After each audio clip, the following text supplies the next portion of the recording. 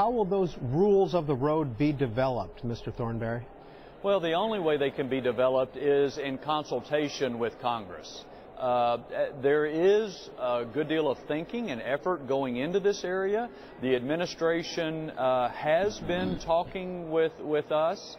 We also have to talk about what is the military role versus what is the civilian role, the Department of Homeland Security, et cetera. And there's a lot of complex issues to work our way through. I guess my point is no administration can sort this through on their own. They have to work with both parties in Congress, and it's going to take a lot more consultation, working through in order to really get us closer to where we need to be. At the same time, we can't afford to study this to death because the threats are coming at us every single day. And it is a serious economic security and national security issue for the country. What kind of conversations have you had with the White House and Mr. Daniel, the cybersecurity coordinator? I have not met with him. I have met with some of the national security staff on what their thinking is, especially for the role of the military. And I have regular conversations with the Cyber Command and others in the military and intelligence communities about their role. But again, it's not just a military issue. Homeland Security is involved. So you get several agencies, you get a number of industries, lots of interaction. And again, then the threats come at us at the speed of light. And that's part of what makes cyber so challenging is it crosses so many barriers and happens so quickly. It's not the sort of thing that our government and our systems are set up to deal with. The cybersecurity order emphasizes the Department of Homeland Security. Are you in agreement with the emphasis on DHS?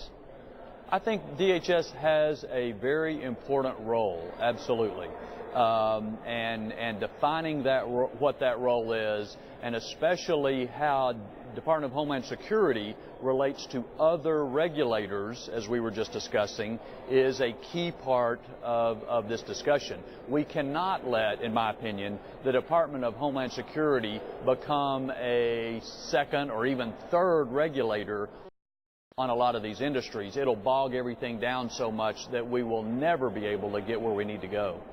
Mac Thornberry, what about the Mandiant report that came out about China attacking the U.S. and U.S. industries? Well, it was very disturbing because it gave a great deal of specificity to a number to a large-scale effort by China to steal information from U.S. companies. And I think you've seen people in the administration and in Congress talking about this going on for some time. The Mandiant report, I think, gave more specificity to it, named names, and so that made it, I think, more noteworthy. But it is a snapshot of what is happening now. I guess the point I'd want to emphasize is it's getting worse. It's not getting better. So as disturbing as that snapshot is, it is this threat to our country, to our national security, to our economic security, stealing jobs away from us. That threat is only going to grow in sophistication and probably in overall quantity in the future. Well, some of the pushback that we've seen in the press regarding private entities and cybersecurity legislation or regulation is there's some of the private entities already have higher standards than the government, and then there's the reporting standard and whether or not they meet the threshold. Yeah, there's no doubt that some private industries have much better cybersecurity than others. I think most people would say, who are knowledgeable in this area, that there is no industry that cannot be penetrated by sophisticated state-level actors. So it seems to me only by having a true voluntary partnership between private industry and especially the private industry involved in critical infrastructure with the government can we really protect the nation and our jobs and our security in the way that we need to. If everybody's not working together and working together voluntarily, we're just not going to get the job done. As a subcommittee chair on intelligence and a member of the Armed Services Committee, at what level does cyber threat become cyber warfare? I think people are grappling with terminology, and I don't know that there's an agreement on that.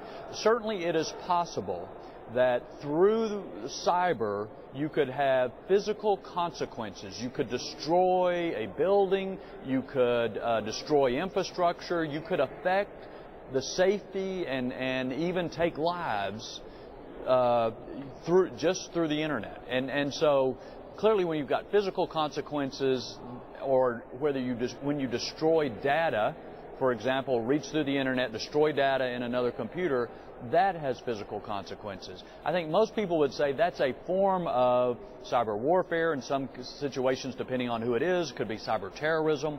But a lot of this terminology is still in flux, and there's not agreement on it. And finally, Representative Thornberry, we began this conversation, you mentioned legislation. Do you foresee legislation in the 113th Congress? And if so, what's the process? Yeah, I think so. In the House, we passed 4 bills last year dealing with cybersecurity and had hopes that the Senate would be able to pass them or its own version. Unfortunately, the Senate was not able to. I think we're going to go back in the House. We're going to take another look at the 4 bills we passed last year. There probably may be some other legislation even that we can pass.